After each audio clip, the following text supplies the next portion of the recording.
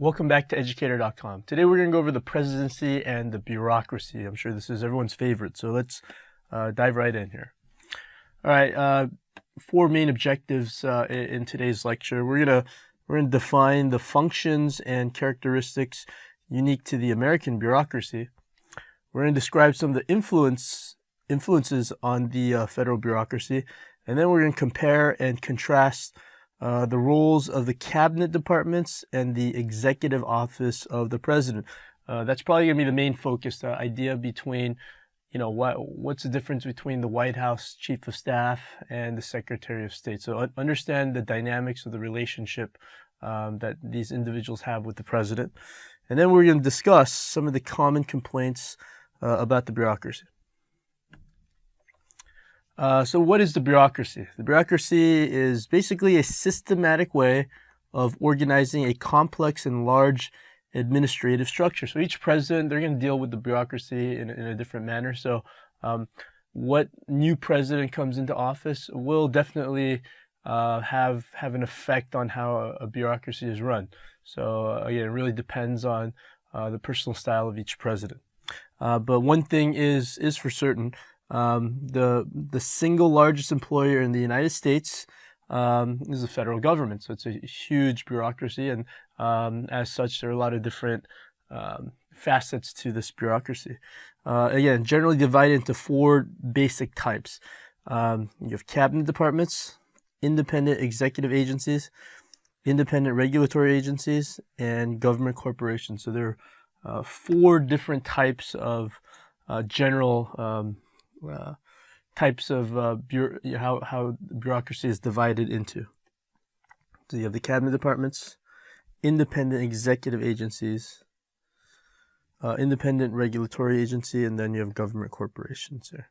So what are the cabinet departments? There are 15 departments. The most recent being Homeland Security. It was created in 2002, in response to the September 11th attacks. So they're originally only a handful, but there are 15 different executive departments, and some of the ones we'll go over all the specific ones, but couple ones that stand out. You have the Department of State, headed by John Kerry. Originally, it was Hillary Clinton's job under Obama.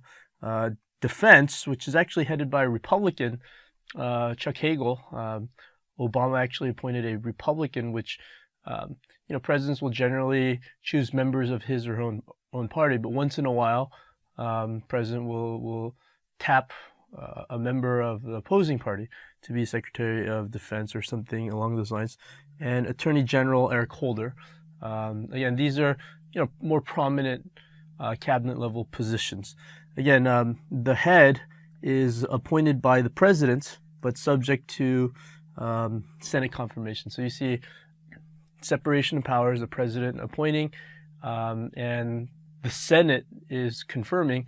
But again, there's some checks and balances. The president can't just appoint anyone to the cabinet. Again, these are high profile positions, usually right when the president, right when the president is deciding a lot of different things. Cabinet level positions, they probably rank as being one of the more important things that a president does in regards to his or her administration. Again, there's some independent executive agency, and these are very similar to departments, but they don't have the cabinet level status. So these independent executive agencies, again, they're subject to Senate confirmation, but they don't have that type of cabinet level status. And then there are independent regulatory agencies. So this was created to regulate apart from the executive. The whole idea of this is to give the regulating board separate authority apart from the president. For example, the SEC, they regulate things regarding Securities and Exchange Commission. The Federal Reserve Board. Recently, President Obama actually appointed Janet Yellen to be the first female to head the Federal Reserve Board. So she's the chairman. chairman of the Fed. Again, that's a fairly significant position, and again, it's a position that's subject to Senate confirmation, but again, the president decides, and usually the Fed chairman no longer is really beholden. It's not really working for the president anymore, working for the interests of the American public. And then you have government corporations, and what they do, they carry out business-like activities. So they're trying to generate profit.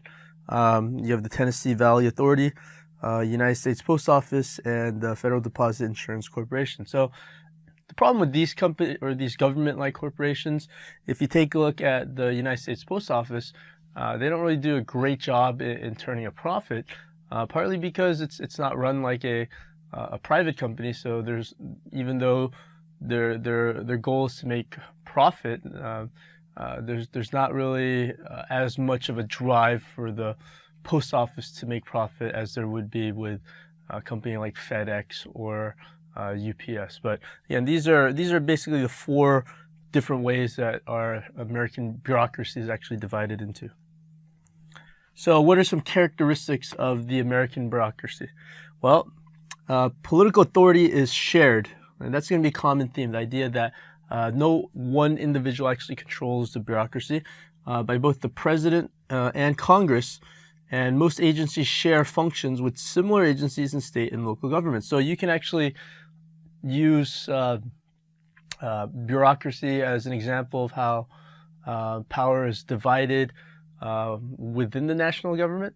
So that's the idea that there's a lot of shared powers between the executive and legislative, but also on a federal level. So what the national government does, there's some redundancy or there's some cooperation, depending on how you look at it, between states and the national government. So there's an example of federalism in action there. So no one entity really controls the bureaucracy. It's one of those things where everyone has a little bit of say, and the benefit in that is no one person really controls it. The downside, obviously, is something goes awry, then it's hard to really pinpoint the blame on either Congress or the president, or again any individual entity, because there's so much shared accountability.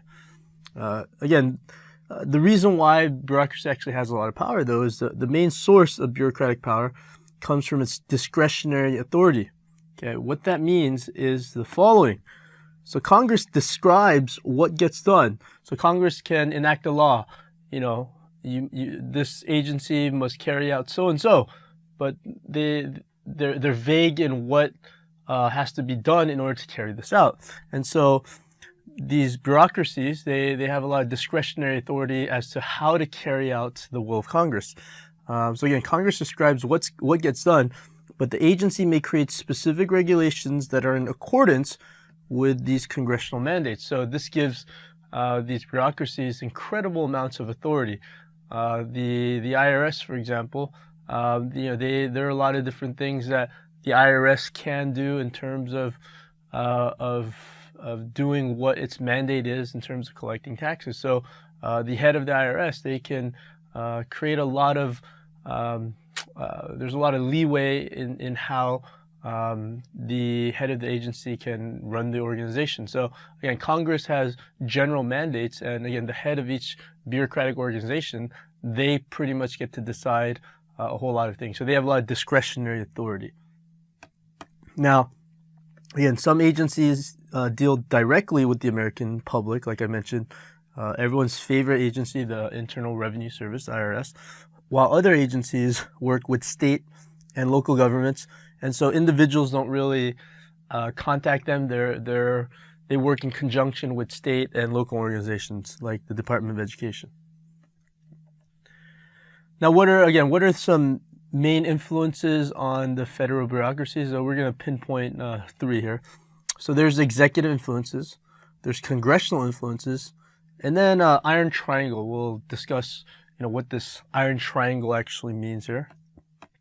So you have these 3 different influences on the federal bureaucracy.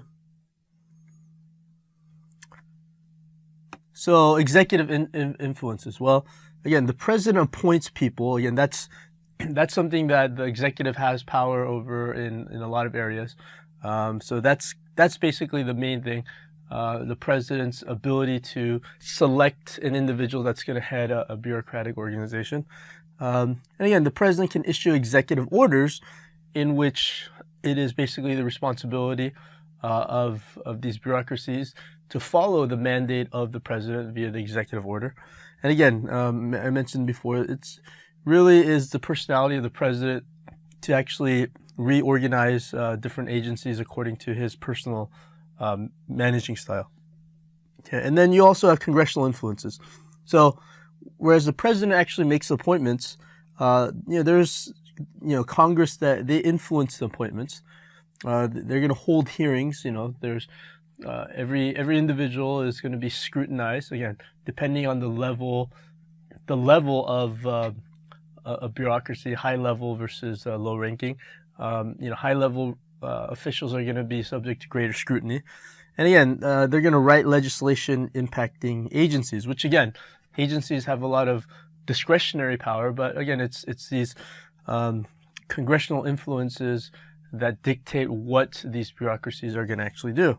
And this is where the iron triangle might exist. So this is in regards to like a bureaucracy, a congressional committee, and interest group. So these three corners of the iron triangle, they're going to basically wield a lot of power in terms of how these relationship structures and how things actually get done in Congress.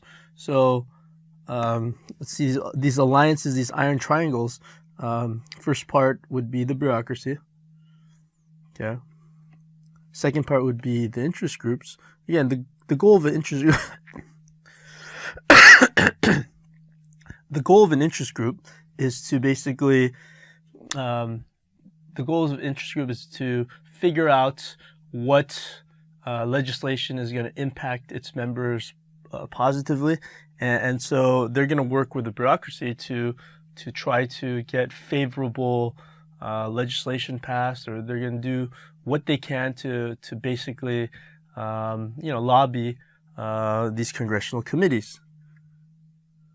Okay, so one example might be a bureaucracy might be dealing with the Bureau of Alcohol, Tobacco, and Firearms, and then an interest group might be like the NRA, and then the congressional committee could be a committee dealing with firearm regulations, something along those lines. So there's going to be a lines. There's going to be individuals that work closely in each of these three arenas. And again, there's probably a chance there's a lot of cozy relationships that take place within this alliance. And so some people think that that's just the way Washington gets done, where individuals are going to be within that iron triangle. So if you're outside that sphere, you're not going to really have too much power.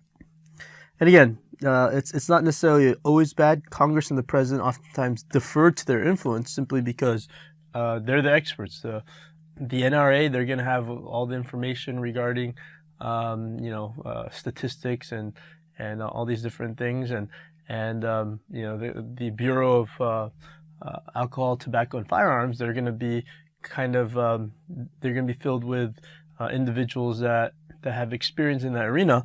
And then these congressional committees, they're going to have a lot of experience, passing laws and legislation regarding firearms. So again, that's just one example. As far as the AP test is concerned, just make sure the number one priority is to understand you have the bureaucracy, you have the interest group, and you have the congressional committees all working together towards passage of legislation. Now again, there's a lot of revolving door effect where individuals from the interest groups, they exit and they enter the bureaucracy. They're former Congress members that end up lobbying. There are actually some ethics rules. If you leave Congress, I believe there's a year waiting period of time before you can enter into an industry so that you can directly benefit from having worked with certain interest groups. But there's a lot of individuals, they wait that year or take on roles that aren't directly in regards to lobbying. So there are ways that that former congressmen can get paid or benefit basically from their time in Congress. So again, former Congress members might have lucrative private sector jobs awaiting them upon leaving the public sector.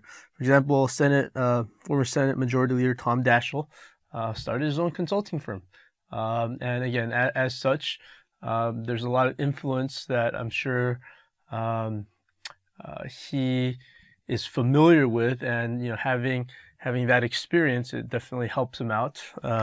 Again, another individual, J.C. Watts, he ended his congressional career, in the mid '90s, and he was able to parlay his experience and exit and get into lobbying. So one of the destinations a lot of these congressmen go towards after their political careers are over are basically into these interest groups. And again, if you go into that field, you're going to have a lot of influence, and you're going to have built a lot of relationships with fellow congressmen. So it becomes a very convenient arrangement for a lot of these politicians. Now, the Executive Office of the President, what the heck is that? This was actually established in 1939. Again, each president relies on different agencies depending on preference. So President Franklin Roosevelt, he basically reorganized the office, making the White House office a little bit more fully staffed, so to speak. Prior to FDR, there wasn't as much of a systematic way of organizing the White House staff. So the Executive Office of the President was created again to basically fill the roles that's basically required for the presidency, being such a demanding role. And again, some key agencies would be the White House Office, National Security Council, and then the Office of Management and Budget, the OMB. And so these are just 3 different examples of the Executive Office of the President. Now, the White House office, this is basically where, if you watch a lot of movies really dealing with the president, for example, Dave, the movie, the premise of Dave is a movie in which President Bill Mitchell suffers a stroke, and there's a body double that basically assumes the role of the presidency. Well, there are 2 key members of Bill Mitchell's staff that are in on this conspiracy, and they're basically part of the White House office. You have the Chief of Staff, whose main loyalty is to the President of the United States. You have the Chief of Staff, and then you have the Press Secretary. So you have certain positions that basically their primary goal is loyalty to the President. They're basically an extension of the President. So a lot of these presidential movies, they kind of highlight this reality that the White House office, they're there to serve the president. Whereas we'll discuss about cabinet members, that's not necessarily the case. But with the White House office, the number 1 goal is to serve the president of the United States. And your interests are basically aligned with that of the president's, which is not necessarily the case with cabinet level officials. Again, in theory, it really should be, but the nature of the job might dictate otherwise. So again, White House office personal and political staff members include the Chief of Staff, counsel to the President, and press secretary. Another popular TV series, The West Wing. The West Wing basically details the daily happenings of what it's like in the White House office. You're not going to see a whole lot of cabinet members. Cabinet members, they have their own issues. They're basically leaders of their own bureaucratic organizations, whereas the White House staff, again, their primary objective is to serve the President of the United States. You have the National Security Council. Basically, the NSC, they advise the President on security concerns, both domestic and foreign. Probably 2 of the most notable National Security Council advisors were probably Henry Kissinger and Condoleezza Rice. Now, incidentally, some of the duties of the job actually overlap with that of Secretary of State. And interestingly enough, Henry Kissinger actually ended up becoming Secretary of State, as did Condoleezza Rice. So Again, it really depends on the president whether the president is going to rely more on the advice of the NSC or Secretary of State. It's really up to the president's governing style. And then you have the Office of Management and Budget. Again, their job is to help the president craft an annual budget, which is, again, subject to Senate confirmation, which is one of the few positions that is subject to Senate confirmation, because Chief of Staff, Press Secretary, a lot of these offices within the EOP, they are not subject to Senate confirmation, but the OMB is. And finally, most staff, again, not subject to Senate confirmation. And again, they tend to maintain loyalties to the president more so than the heads of cabinet departments. And why is this? And as I explained, if you are the chief of staff, your goal is to manage the day-to-day affairs of the president of the United States. If you're the Secretary of Defense, your job is to manage the day-to-day affairs, or you're basically almost like the president of a huge organization, employees of a couple 100,000. And so your job is to manage them and set rules and dictate standards. And sometimes it can become at odds with the goals of the president. Again, so the key or the three original departments, you had the State Department, 1789, the Treasury, 1789, and you had Defense, 1789 as well. And you also had the not actually a secretary position, but you had the Attorney General as well. But the Secretary of State, what do? The Secretary of State advises the president on foreign policy, negotiates treaties, represents the United States abroad. So you're going to log a lot of frequent flyer miles if you're the Secretary of State. And so there's going to be a lot of diplomatic things that are required of the Secretary of State. Now, normally, the Secretary of State in modern times has not been a stepping stone to the presidency. The exception being, again, Hillary Clinton was Obama's Secretary of State. Interesting, had she been the vice presidential candidate, it might have been a situation that could have worked, but Hillary Clinton was offered the Secretary of State position. And again, she is seen as a possible leading contender for the presidency in 2016. So it's not without precedent for a Secretary of State to make the jump to the presidency. Again, obviously, there's all these other positions. For example, John Kerry.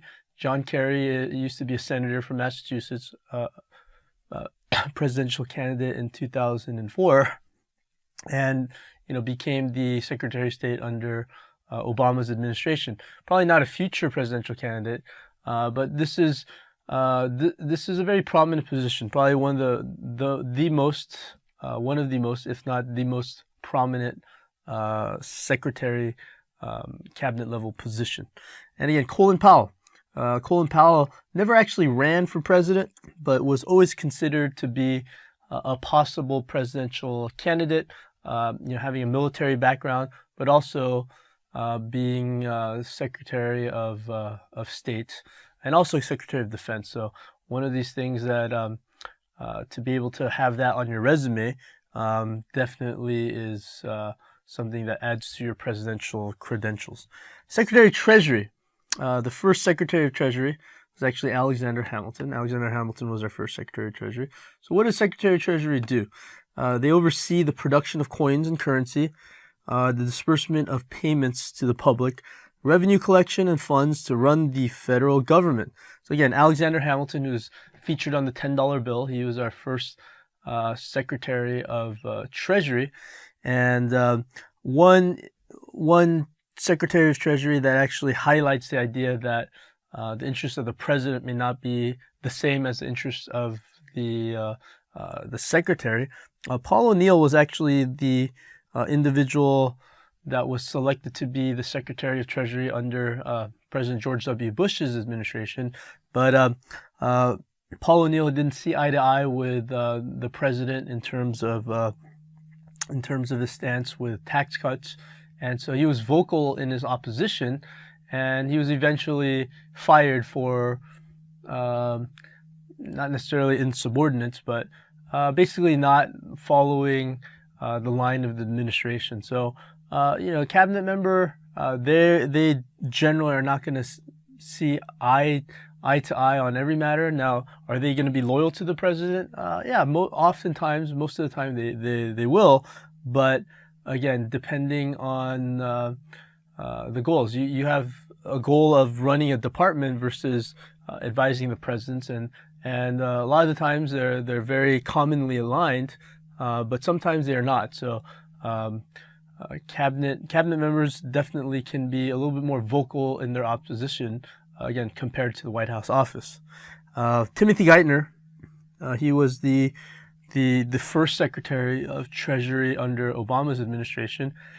He actually ran into a little problems during the Senate confirmation hearings because he had failed to pay Social Security taxes on some of his earnings, and it was kind of an interesting situation because an individual who basically was the head of the IRS basically did not correctly understand certain tax laws. Now, he ended up paying the taxes that he owed, but again, it kind of showed you the idea that these bureaucracies, there's a lot of red tape, and it's one of the common complaints about bureaucracy, all the red tape and not knowing these certain rules and regulations. And how can an average individual navigate the bureaucracy like the IRS when even the individual who was appointed to head the Department of Treasury and therefore the IRS couldn't even do so. So there are valid complaints about the structure and organization of the bureaucracy. And then you had the Secretary of Defense, which originally was actually not called that, but it's kind of morphed into that cabinet position. So originally it was actually Department of War, but that really sounds too much like you're trying to fight, start something. So it was actually combined with the Department of combined with Navy in 1947, and basically it's the Department of Defense. Basically, they manage the armed forces and operates military bases.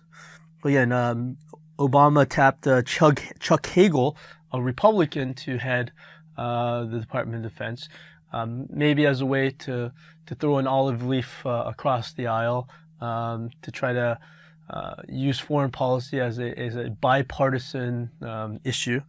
And another thing that's kind of interesting, Donald Rumsfeld was Secretary of Treasury, or not Treasury, of Defense under Gerald Ford in 1974, 1977, and he was the youngest Secretary of Defense at the time. And simultaneously, he was appointed by Bush Jr. During his term as president, and he was also the oldest. He was the oldest Secretary of Defense. So I thought that's kind of an interesting distinction, to have been the youngest and then to have been the oldest. So the time span in which he served 2 different tenures at the Defense Department was nearly 30 years. And also Dick Cheney. Dick Cheney served as the Secretary of Defense under the first George Bush's administration, and then later became the vice president under the second George Bush's administration. So a lot of these positions with the state, treasury, and defense, they're very prominent roles, and they have a lot of influence.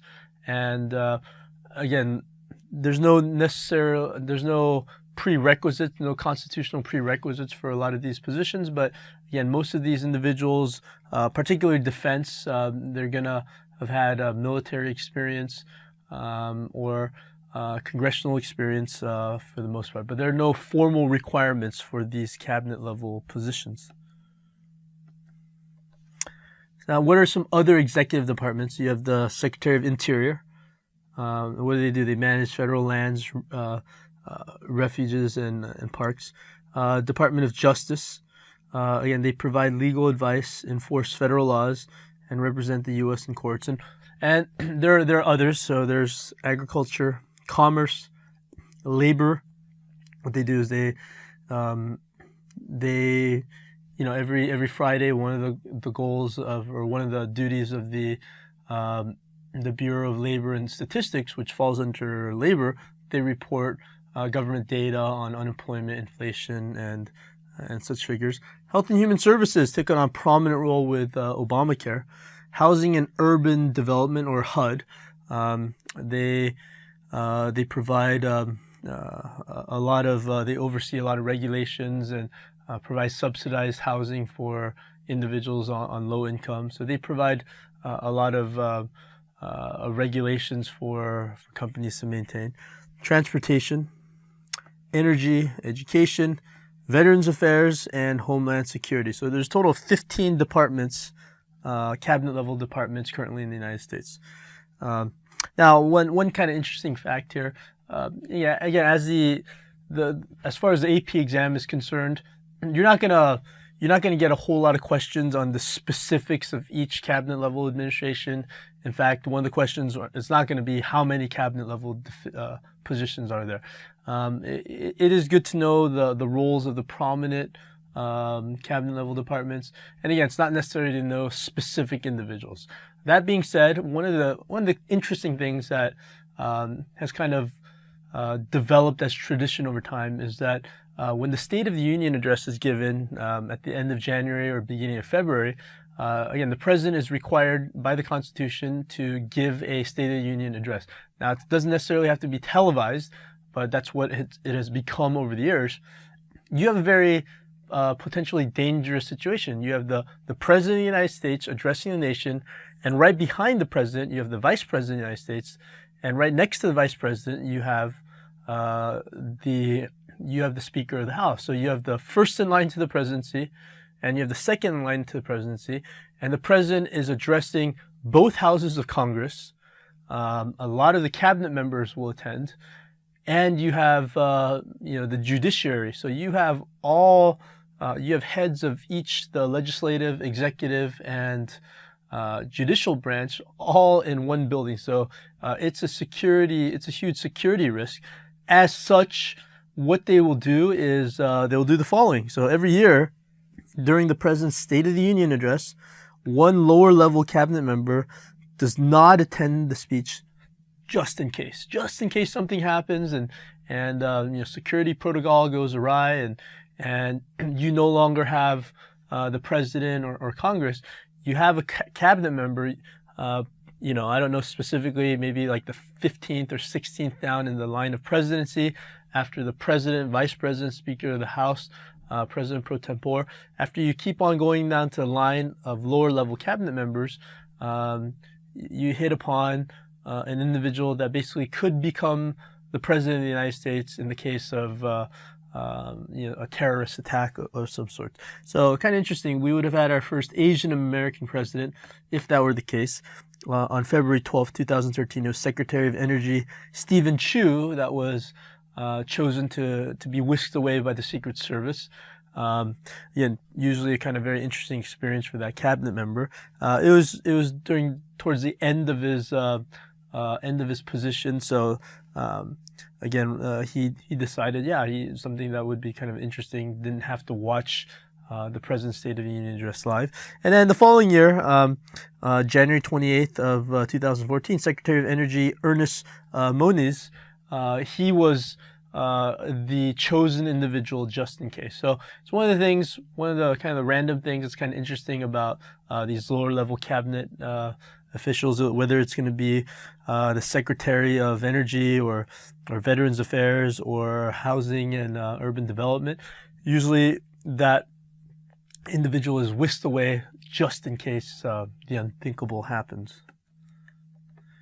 So what are some common problems with the bureaucracy? Again, this has been talked about, but it's this idea of red tape. It creates just too many rules and procedures that slow down the process, especially during periods of divided government. So when you have a Republican Congress and you have a Democrat president or vice versa, it's tough enough to get things done. And the problem with bureaucratic organizations is that because it's run by the federal government, not only do you have different priorities with different political parties, but you have the added layer of red tape. So it can get a little frustrating, and that's probably the major complaint that people have with bureaucracy. And again, with that, you're going to get duplication and conflict. That creates redundancy and inefficiency. And just the nature of bureaucracy, it's just easier to block action than to take action. And people are frustrated when things don't get done. Well, it's kind of built into the system. Things don't get done because the way that bureaucracies are organized, having to deal with the presidency, Congress, and figuring this and that, it's easier to stop things from happening than it is to actually proactively get things done. And again, bureaucrats are difficult to fire. So rather than deal with the cumbersome process, many are allowed to just stay in their position because of the difficulty in firing individuals working for the federal government. Sometimes it's just simply better to try to get that person to retire, or again, it's not structured like the private sector where there's necessarily a bottom line in terms of profit. So sometimes it's, again, easier not to directly fire, but just kind of hide incompetent individuals. Again, because the Constitution stays silent on the issue of bureaucracy, it's up to both the President, Congress, and also individual agencies to collectively decide how to enact public policy. And again, that being the case, there's a lot of individuals that have some say in what these bureaucracies can do. And again, the bureaucratic organizations themselves, they have a lot of discretionary power. And again, their incentives might not be completely aligned with that of the presidency or Congress. So that's just one of the realities of the bureaucracy. So that being said, here, let's go to some examples here. Which of the following is not considered to be part of the executive office of the president? So let's see which ones are part of the executive office of the presidency. National Security Council, absolutely. White House office, absolutely. The OMB, which is one of the few positions within the EOP that is subject to Senate confirmation, absolutely. Council of Economic Advisors, absolutely. State Department, that is absolutely incorrect, and therefore it is the correct answer. State Department. The State Department is a cabinet level position, and again, their interests are going to not necessarily be aligned with that of the president. Okay, question number 2, example number 2.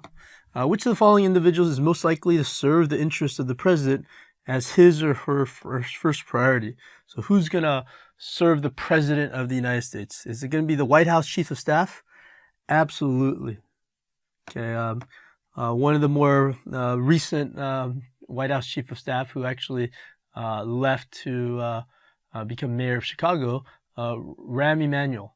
And he was known as being someone that ran a tight ship. And originally when Obama selected him, Obama was seen someone as not, as kind of a relatively new politician. So choosing Rahm Emanuel, who's nicknamed Rambo for good reason, someone who would organize the office and maybe do a lot of the dirty work that's sometimes required in politics. So again, the White House Chief of Staff, that person's first priority is going to, at least publicly, is going to be to serve the President of the United States. Not necessarily the Secretary of State, nor the Secretary of Treasury, nor the Secretary of Defense, and not necessarily the Federal Reserve Chairman. Again, all these individuals are not going to necessarily openly sabotage the presidency, but again, their interests are of trying to protect the president is not necessarily going to be their first instinct. Okay, third example.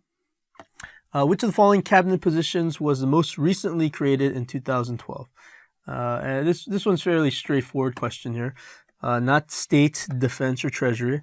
Those are the first three. So choosing between Homeland Security or education. Education was created later on, and actually it was a department that Reagan actually proposed to eliminate because it was created in the 70s, but that never really gained any traction. So there is some federal influence on education policy in the United States, and it runs through the Secretary of Education. But the most recent cabinet level position was Secretary of Homeland Security, which coordinates now the FBI, CIA, a lot of these organizations under one secretary. The problem that that was encountered in the events leading up to the September 11th attacks in 2001 was that a lot of these agencies, the CIA, the FBI, they weren't working together. So there was a push in Congress to create a new cabinet level position to address that need. Okay, example number 4. All the following accurately describe the usual relationship between the president and cabinet heads except. Okay, so what describes this, the usual relationship here? The department secretaries act independently from the president. And that's absolutely the case, so that's not the answer. They do act independently. Because again, not only are they appointed by the president and confirmed by the Senate, but now they're basically almost like the CEO of the organization. A huge bureaucracy to navigate. So you're leaving your imprint on the organization, and you want to be successful independently of the president. Yeah. Cabinet members spend the majority of the time managing and leading their own departmental business. Absolutely. Just like the president is in charge of his own office and cabinet members, the cabinet heads, they're in charge of creating policy and protocol and building morale within the own department. Cabinet members seek to promote their own departments in cabinet meetings. Absolutely. There's a finite amount of resources, and each cabinet member is probably going to lobby for increased budget spending for his or her department. Cabinet members can sometimes seek their interests at the expense of the administration's interests. Absolutely. You're going to see a lot more public displays of disloyalty with cabinet members than you are with the chief of staff, for example. It's just the nature of the position. And then cabinet members are required to implement the president's policy decisions. Not required. Obviously, you were appointed by the president and your job is to implement the policies, but it's not necessarily the case. The cabinet members are given a lot of discretionary authority in how they're going to enact certain policies. Now, again, the president can ask for your resignation, in essence, fire you, and so the president has the right to do that. But certainly cabinet members are not required to follow 100% of what the president has decided to do. And the final example here is this here. Which of the following statements is true in regards to the bureaucracy? Well, let's take a look here. Most agencies' functions do not overlap with those of other agencies. No, that's absolutely not true. Federal agencies and local and state, they work together. Again, there's some redundancies, but they'll cooperate with one another. Agencies have a high degree of discretionary power to make decisions regarding implementation of policy. Absolutely. This is the correct answer. Again, bureaucracies, they have power because as civil servants, they maintain their positions, and they're going to see different administrations come and go. But a lot of these agencies, they have a lot of discretion in how they're going to exercise these congressional mandates and executive orders. Most agencies do not work with related agencies in state and local government. That is incorrect. They do work with agencies. The bureaucracy is controlled solely by the president. That is not the case. The president has a huge say, especially in appointment powers, but there's a lot of divided powers as well. The bureaucracy is controlled solely by Congress. And again, that's not the case. President and Congress, they both work together in controlling different aspects of the bureaucracy. Thank you for watching Educator.com.